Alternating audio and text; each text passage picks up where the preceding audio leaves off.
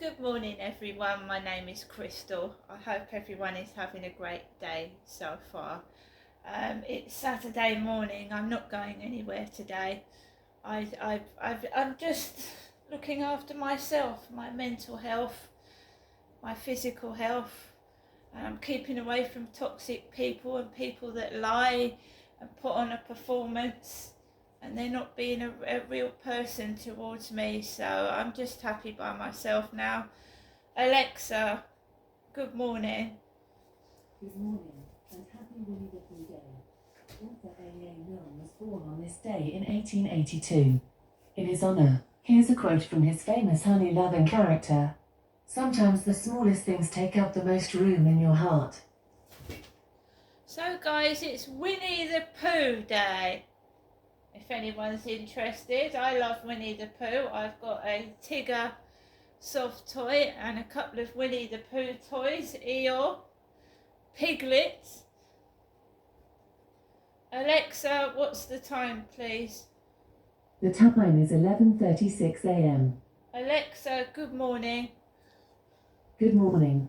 I've had a visit from the Marvel character Venom, and he's a bit fierce. If you want to talk to him, you can ask me. Who is Venom? Alexa, exit. So, good morning, everybody. So I get up in the morning. I'm completely on my own now. I'm not relying on anybody. I had a message last night with my mum almost in tears, desperate for me to answer the phone, and she's left a message this morning. She sounds perfectly okay to me, normal and quite happy. So there you go. I haven't seen my mother Jennifer up in Chatham for nearly a month. The last time I received a letter with £40 in it was, I think it was last week. It was near last weekend. When I I don't need the money. I don't need the grief. I don't need lies. I don't need a lecture. I certainly don't ring my mother up for money, nor have I ever asked for any. So all this week I have looked after myself. I've received my money that is mine, and I'm happy with that. I am not crawling to anybody. I don't beg people for anything. I've got a fridge full of food. I've got enough money to last, and I'm living like everybody else, hand to mouth, struggling to put the electricity and the gas on, eating, getting food when I can, right? I don't rely on anybody else. I was up in Gloucestershire for 22 years. My mum used to send a £10 postal order very infrequently. I was struggling with 3 kids. I never saw my mum and dad.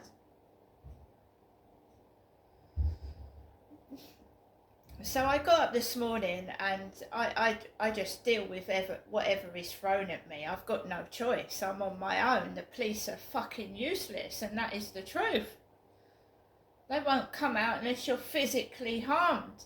And even then you're not guaranteed they'll come out. In that instance, I'd get myself to the hospital. Because I'm sorry, the ambulance crew and the hospital are more reliable than the police. If I thought I was in danger,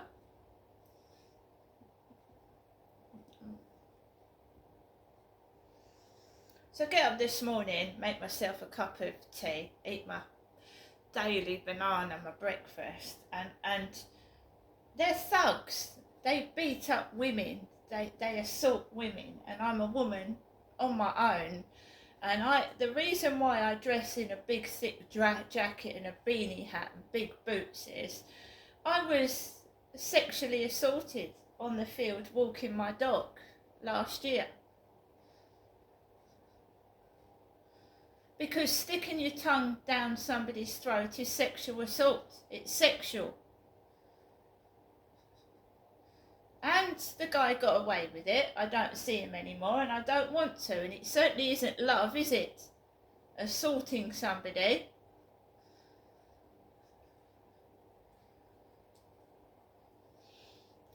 So I have to face that field every day, knowing that that was a staged, filthy, disgusting thing to do to a woman. And I do, I face it. I hold my head up high and I walk around there, and you know, these are idiots. You can see that it's street theatrics. I went out of my flat this morning with Max. I threw rubbish out first. I walked up the road towards the co-op area, and there was a group of foreign guys laughing, getting into a vehicle. And that is where I used to walk up there, go into the co-op. Papa Smurf used to be shouted out the window, because I'm not dressing provocative. I'm not wearing tights, boots, and I you know what I mean. So what they do, it's sexual bullying. That they get me to make me feel like I'm an old man, because they want me to go up there and show my bits and pieces off. I've had this all my life. Even when I was at school, so I know what it is. I'm not stupid. So I ignored that, and I went onto the field, and there was this guy stood on the path, and he had a beanie hat on, and somebody's got a wicked, racist, terrible, disgusting sense of humour. It's vile. And this guy looked like Jeremy Clarkson. And we know what Jeremy Clarkson is like. He made a comment about Meghan Markle, that she should go down, ride the horse naked like Lady Godiva, and have shit thrown on her. So Jeremy Clarkson look-alike. And I'm trying to let this guy go with his dog. He's got a pug dog, and this guy's just stood there. So I go out of the way because I don't want my dog to start barking at this pug dog. And I just want to keep myself to myself. And Jeremy Clarkson has said some things in the past, but I mean, it's just a sense of humour. As long as it's not aimed at me, I'm not bothered. But I have to walk past this guy who's obviously in the middle of the path with his dog, and I'm not cross. And he's got his mobile phone and it's on loudspeaker. And he waits till I walk past, and the phone is actually saying the word bastard. And it's talking in a Pakistani accent. Like, good morning, bastard.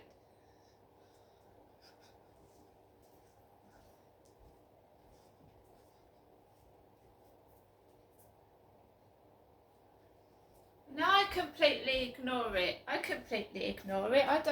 don't want to hear what other people are listening to on their phones. Why he felt the need to do that on loudspeaker, I haven't got a clue. So I just walked onto the field and I walked Max, but it goes inside your mind and it does affect your mental health. It does after a while. Other people and external stimuli, so to speak. A guy was talking on YouTube, and he says, when I wake up in the morning and if my wife is in a happy mood and the kids are happy, it makes me feel happy. He said, if my wife wakes up and she's in a terrible mood and the kids are screaming, it makes me feel unhappy. So it's not me, I'm not mad. Outside, the things that happen affect our moods, and it's not just me. So if someone's nasty to you, you're not going to start smiling, are you? If someone's racist towards you or is cruel, you're not going to start laughing. It affects your mood and your mental health. But these people are doing it on purpose.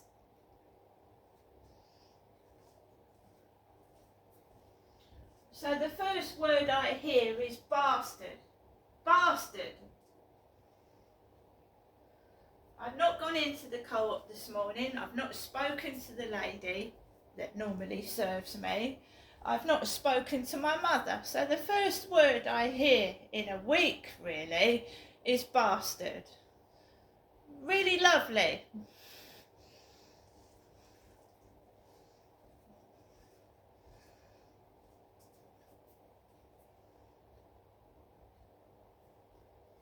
And they think you're going to get cross, you're going to entertain them, get cross, start shouting. I don't want that sort of attention.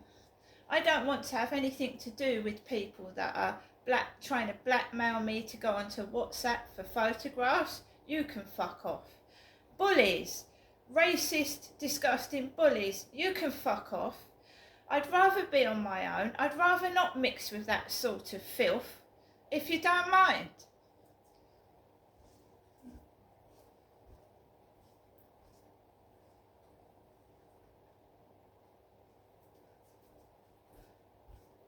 Do I feel? I feel a lot better not talking to backstabbing, lying, thieving cunts. I feel better for not talking to somebody that is laughing behind my back and thinking money rules me when it fucking does not. So my mental health, I'm feeling better. I'm losing weight so that my cholesterol is going down, so I feel healthier. I actually did a workout yesterday morning, and after eating takeaways for almost 3.5 years, full of saturated, horrible fats, I was able to do a workout. Hopefully, when I lose the weight from around here, I won't get heartburn anymore.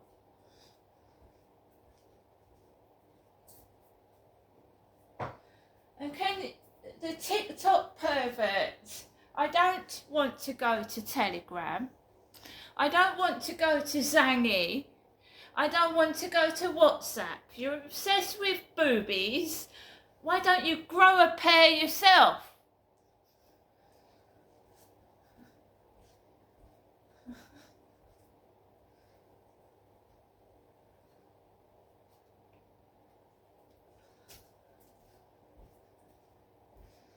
Somebody asked me for sex photographs when my dad had passed away. They are heartless, they are relentless, they are fucking fucked in the head, they need locking up. Whoever this is, I hope you get caught and end up in prison for the rest of your life. You dirty, filthy, perverted piece of filth.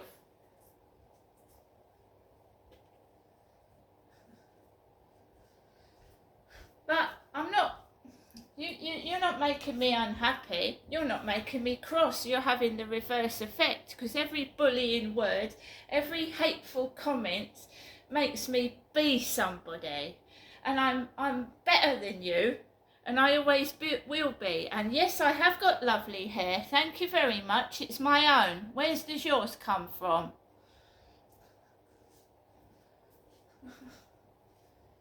Is there anything else you want to comment on? My butt? Well, you're a butt plug. Do you want to talk about my behind?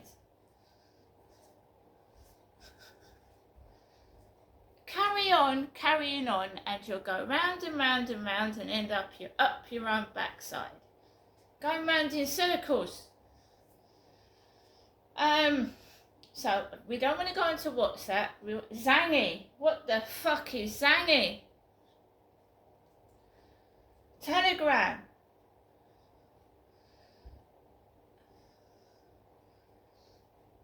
Can I just say that I'm sure other people go through this, and I'm sure old ladies, women older than myself, somebody was scammed by the fake Brad Pitt.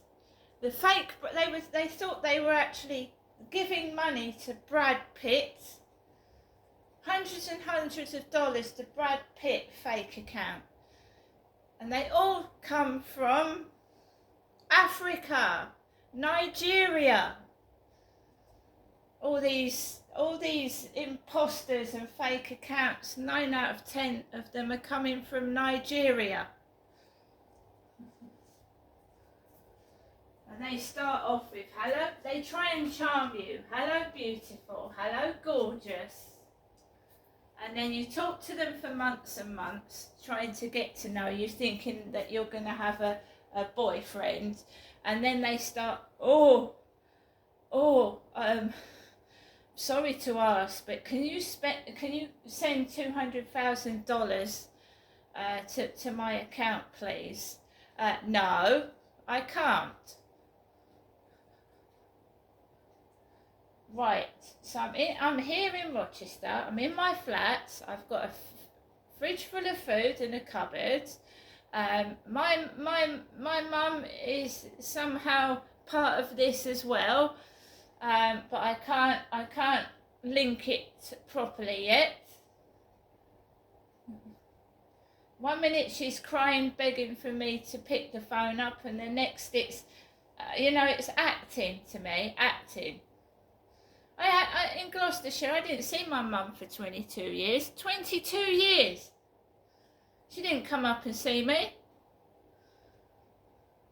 She kept saying that my father Derek wouldn't let her do anything. And then when I came down to Chatham, she was doing lots of things by herself without my dad telling her not to do it.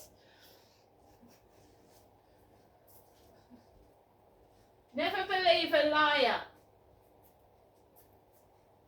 Never trust a liar. Because they can't help themselves. They keep lying. You see, if I give in, pick up the phone, and then start going up to my mum's, and then I get shouted at, accused of trying to be an old lady, and it makes me feel old and ugly, and I fucking am not. I've had enough of it. See you later.